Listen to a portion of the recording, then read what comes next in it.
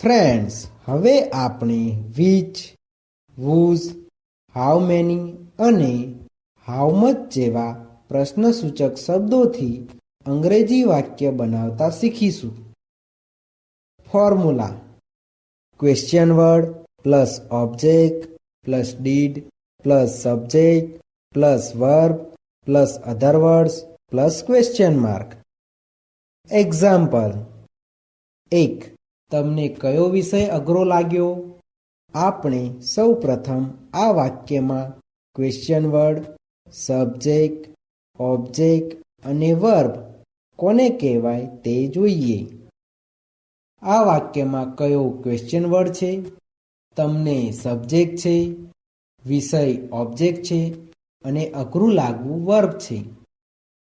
હવે આપણે ફોર્મ્યુલા પ્રમાણે આ વાક્યનું અંગ્રેજી વાક્ય બનાવતા શીખીશું. ક્વેશ્ચન વર્ડ એટલે કે કયો, કયોનું અંગ્રેજી which થાય છે. ઓબ્જેક્ટ એટલે કે વિષય, વિષયનું અંગ્રેજી સબ્જેક્ટ થાય છે. બધા સાથે ડીડ વપરાતું હોવાથી ડીડનું ડીડ. સબ્જેક્ટ એટલે કે તમને, તમનેનું અંગ્રેજી યુ થાય છે. વર્બ એટલે કે અઘરું લાગવું, અઘરું લાગવુંનું અંગ્રેજી ફાઇન્ડ ડિફિકલ્ટ થાય છે. આ વાક્યમાં અધર વર્ડ્સ નથી. આ ઇન્ટ્રોગેટિવ વાક્ય હોવાથી વાક્યની પાછળ ક્વેશ્ચન માર્ક આવે છે.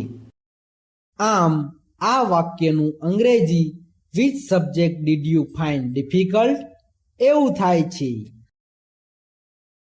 2. તમે રાત કોના ઘરે પસાર કરી? આપણે સૌ પ્રથમ આ વાક્યમાં ક્વેશ્ચન વર્ડ, સબ્જેક્ટ, ઓબ્જેક્ટ અને વર્બ કોને કહેવાય તે જોઈએ. આ વાક્યમાં કોના ક્વેશ્ચન વર્ડ છે, તમે સબ્જેક્ટ છે, ઘર ઓબ્જેક્ટ છે અને પસાર કરવી વર્બ છે. હવે આપણે ફોર્મ્યુલા પ્રમાણે આ વાક્યનું અંગ્રેજી વાક્ય બનાવતા શીખીશું. ક્વેશ્ચન વર્ડ એટલે કે કોના, કોનાનું અંગ્રેજી whose થાય છે. ઓબ્જેક્ટ એટલે કે ઘર, ઘરનું અંગ્રેજી હાઉસ થાય છે. બધા સાથે ડીડ વપરાતું હોવાથી ડીડનું ડીડ. સબ્જેક્ટ એટલે કે તમે, તમેનું અંગ્રેજી યુ થાય છે. વર્બ એટલે કે પસાર કરવી, પસાર કરવીનું અંગ્રેજી પાસ થાય છે.